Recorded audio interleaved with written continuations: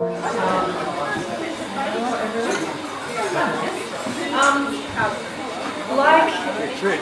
all keen skiers, I get excited when there's a really good snowfall.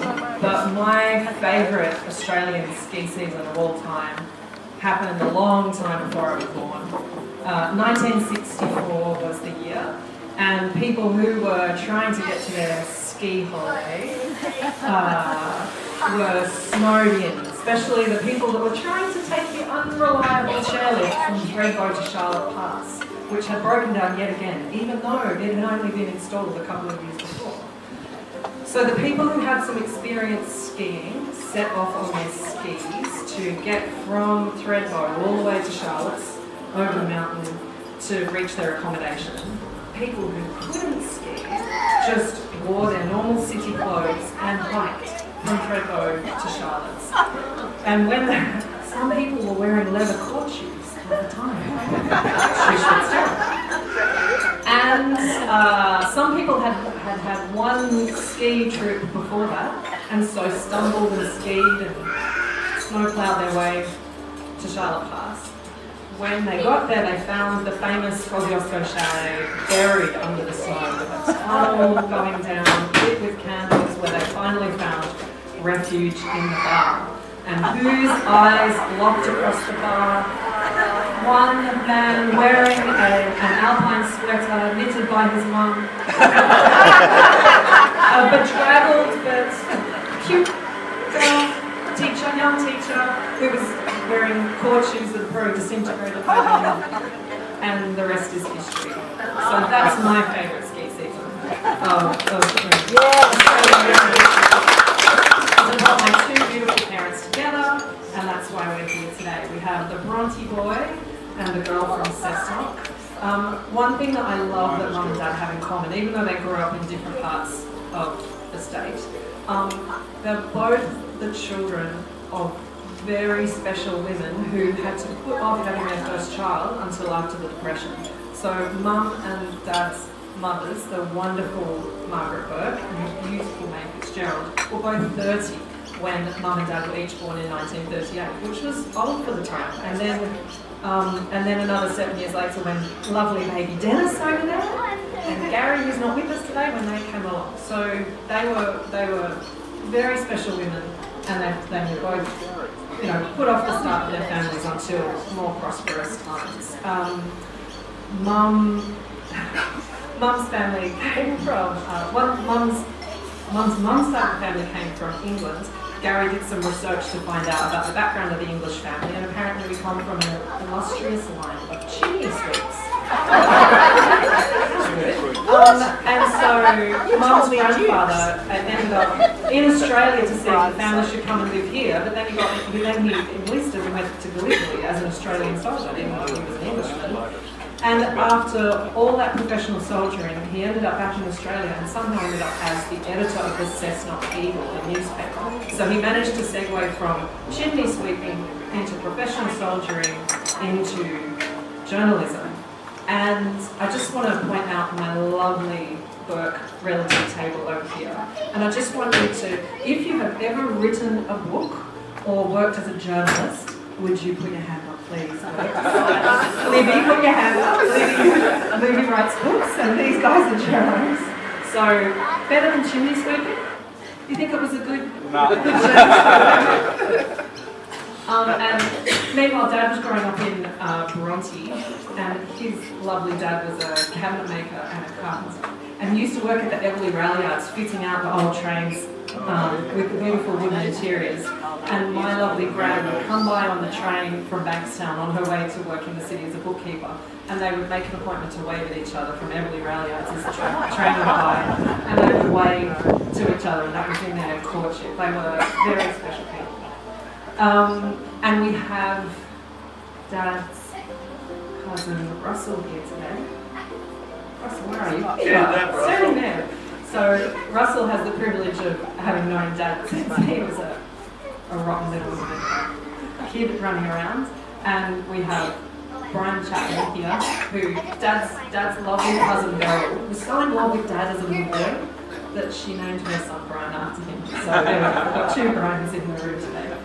And then moving on to the lovely phase of Mum's life, which I never quite lived up to in my uni days, but she went off to uni and met these gorgeous people in her teaching days, and we're a wandering jam. Yes, Hunter Girls High, met you guys, and then a year of exciting flatting in Cox Harbour with Mum, which is a year that I'd like to hear more about. Yes. So, I'm going to hand over to my sister. Oh, I know. A very important phase of their life is the beautiful years that we all spent living together in Richmond Road at Seaforth. And we had the thrill of living between people that had drunk from the fountain of youth, the Reillys and the Chains, who had wonderful long lives. And the Chains' son, Ken, is here today, and we all owe him a great amount of thanks, because he's the one that sent Dad for just a precautionary angiogram that resulted in open heart surgery the next day, and he lived to tell the tale. That was 5 years ago, so thank you, Dr. Chang. I'm going to hand over to Sophia. Thank you. Hi, everyone. Forgive me, I have to make sure I'm a little jet lagged, having just arrived yesterday from New York, so I'm going to make sure I don't forget anything. My job, I was given the task of them, said I'm going to talk about their life, their early life, and you're all going to talk about what great people they are. So here I am, but you guys are a tough audience to do that with, because you already know that, otherwise you wouldn't be here. So I decided I would share with you the things that I think as their eldest child are great about my parents. There's so many, I thought I can't have these people stand here all day, so I distilled it down to 5 things you'll be happy to know. And the first one of those is really what brings us here to this location today, and that is the first thing I really admire and learned from my parents was play sports that bring you into part of a community. And so when we were little, we were part of the Garena Tennis Club, and we've got people here that are from that Mum and Dad met through the Garena Park Tennis Club. So Mandy and I can play tennis, which is a great life skill.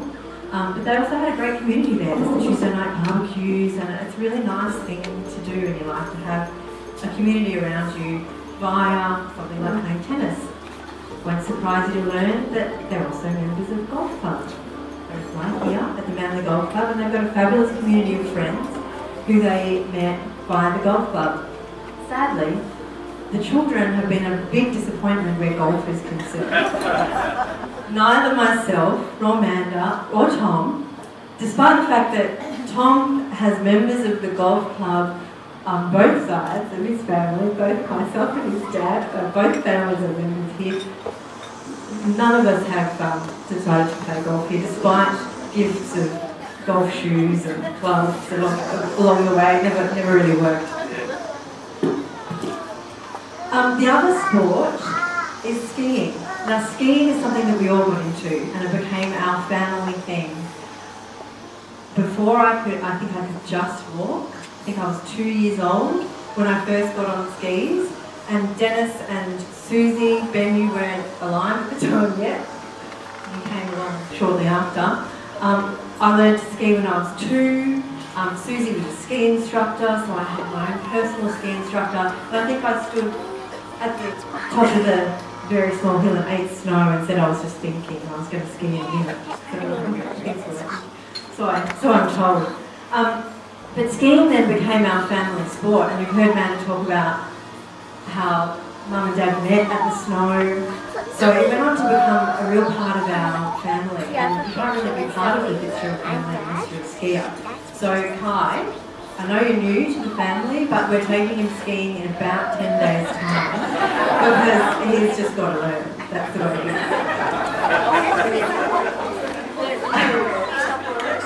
Ready? Okay. There's another sport that was really something that Mum and Dad spent a lot of time doing, but Amanda and I never really got exposed to, and that was water skiing. So they did a lot of water skiing before we came along, and then I think Amanda and I got taken on the ski boat in our bassinets a few times, and I totally get it, it became a little bit too hard.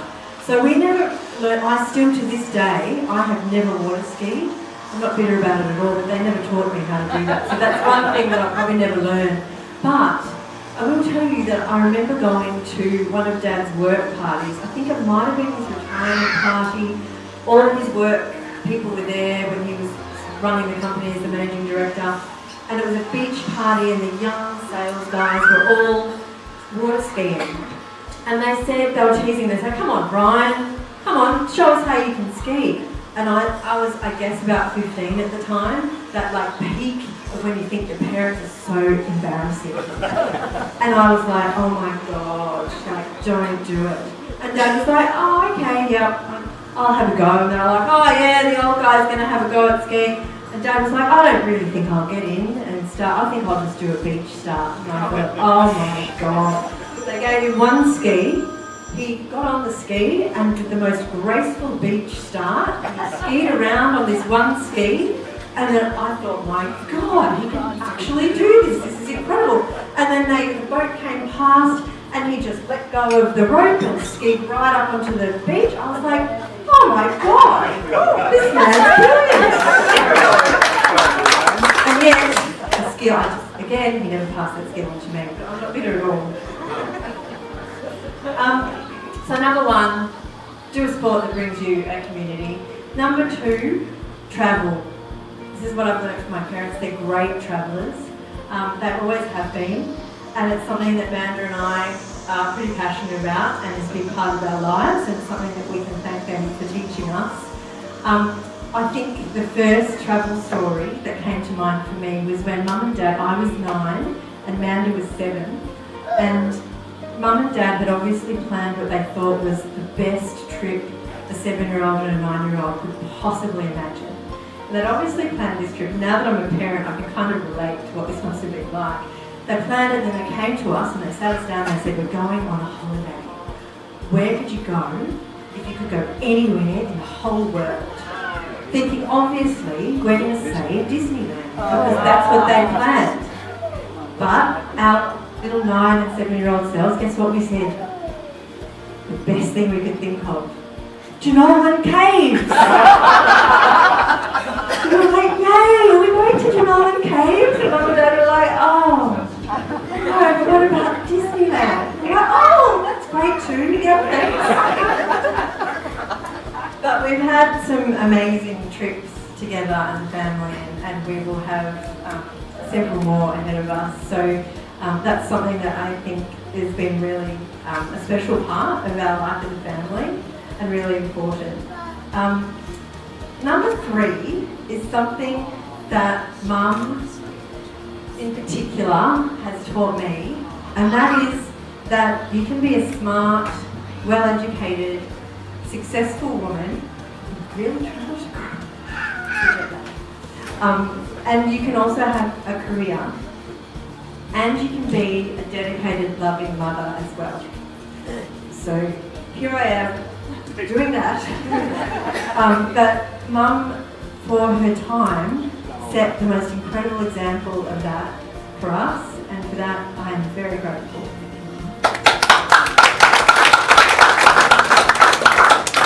Number 4 is that I had the opportunity to watch Dad at work quite a lot when I was a teenager. I did sort of summer work experience at Dad's company, and everyone was like super nice to me because I was the boss's daughter. But what I got from that was I got to see Dad operate at work.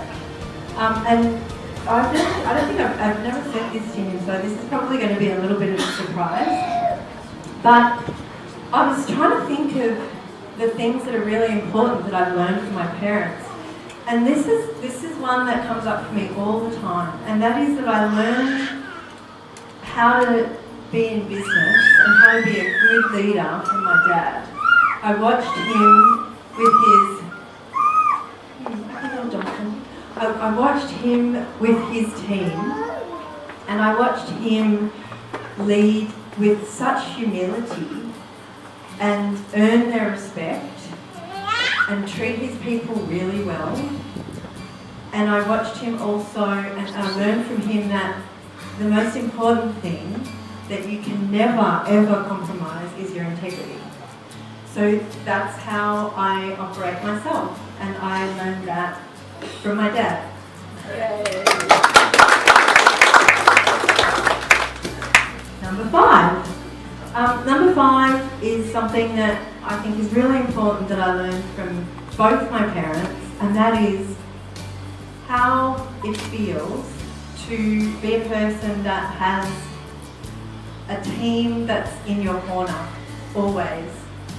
So I feel, and I've always felt, like I go out into the world with the backup of my parents, always in my corner, no matter what happens.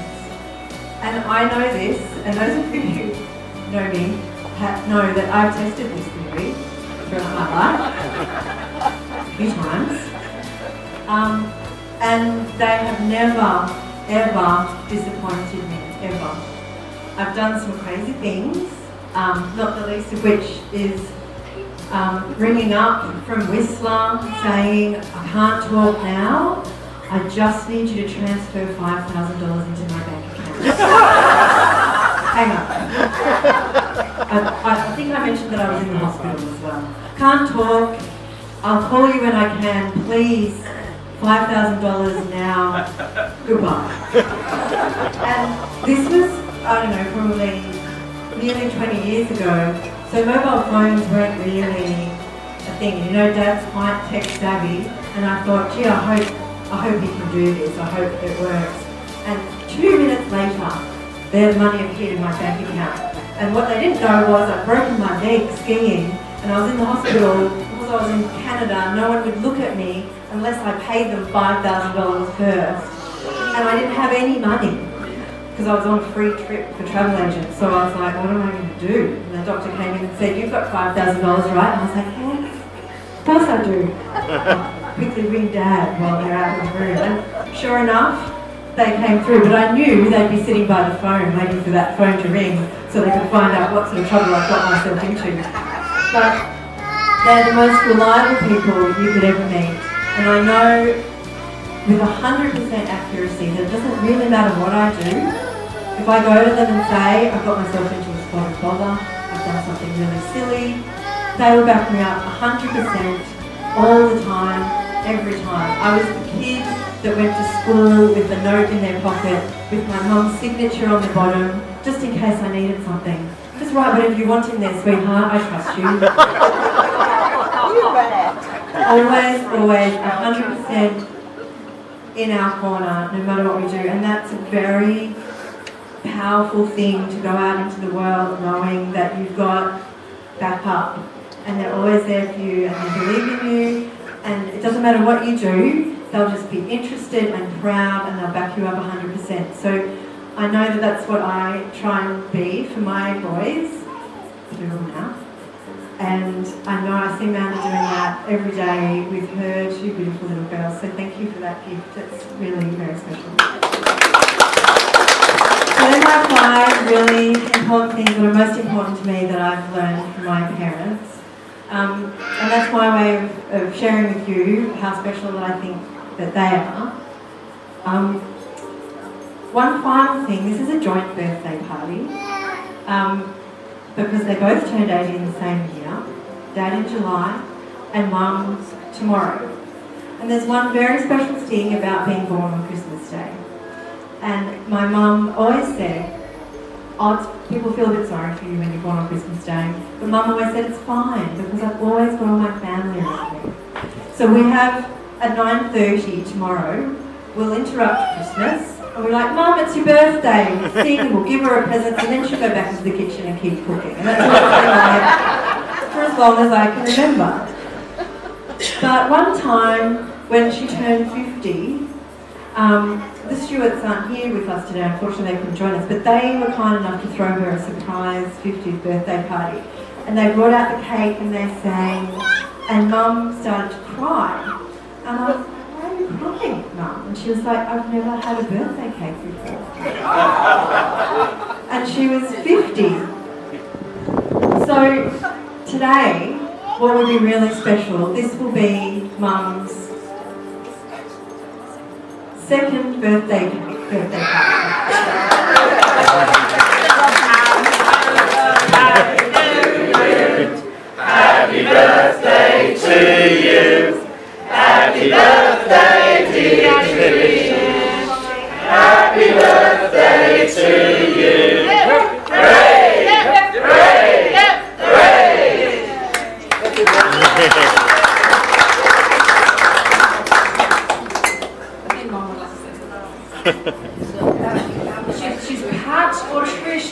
when you met Homer? Hat table.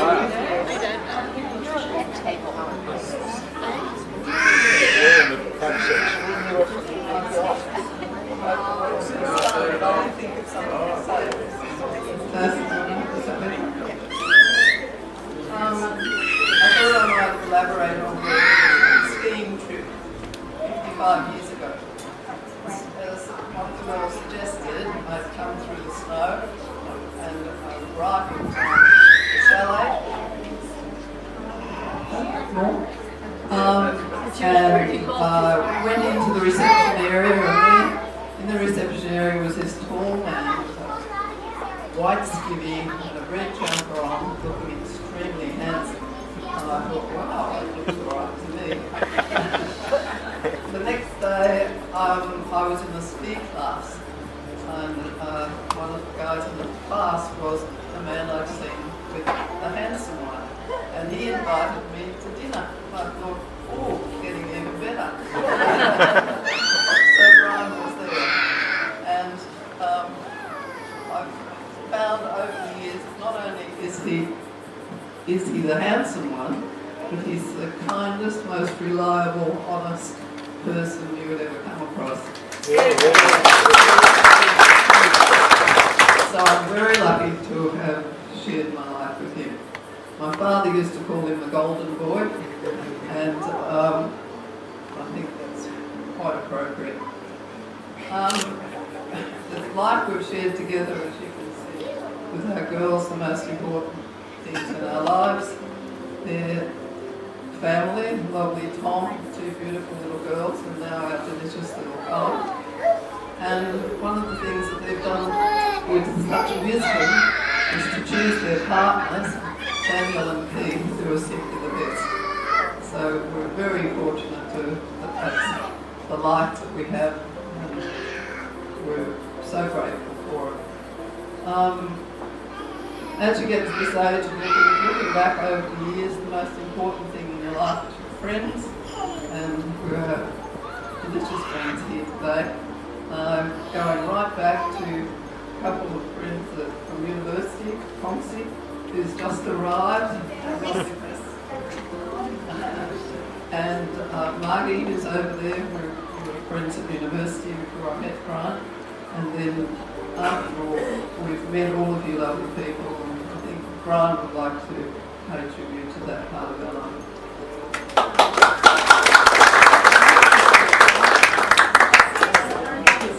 Thank you, Trish, the girls. Well, friends, apart from celebrating Trish's achievement of 80 years, which is, a real achievement in itself, but we're here to celebrate our friends that we have here, which is really very, very important to us.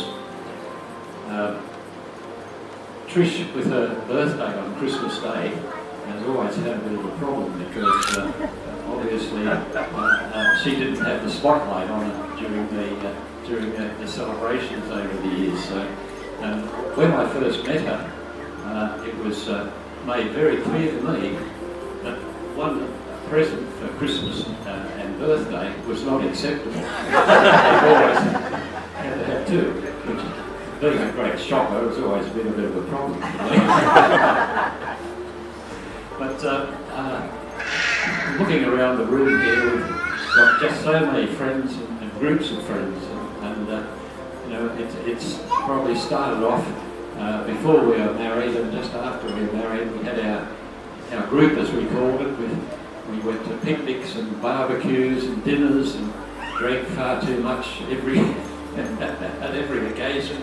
And they're all here today. A lot of them are here today, which is just fabulous to see. Then we have our relatives, our cousins, and nephews and nieces here, which is, we don't see a lot of them, but it's lovely to see you here today. When we moved into Seaforth, we made many friends, and then we had the tennis group of friends, and also golf has been a great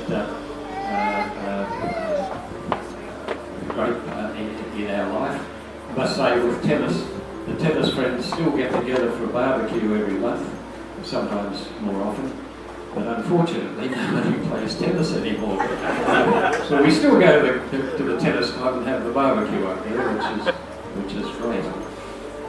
So, as I said, I think one of the most important things in this time of our life, our mature years, is having a great circle of friends. And I forgot the last circle of friends is the coffee friends in the morning. We have a great group of people meet at one or two coffee shops every morning. We fix the worldwide problems, and have a bit of a chat every morning, which is really, really fantastic. So I thank you all for that great friendship. One other thing today is we have another birthday in the room, and that is Graham King. It's his birthday. I think we could probably even sing happy birthday to Graham. Happy birthday to you. Happy birthday to you. Happy birthday, dear Graham. Happy birthday to you. Hooray! Hooray! Hooray! Thank you.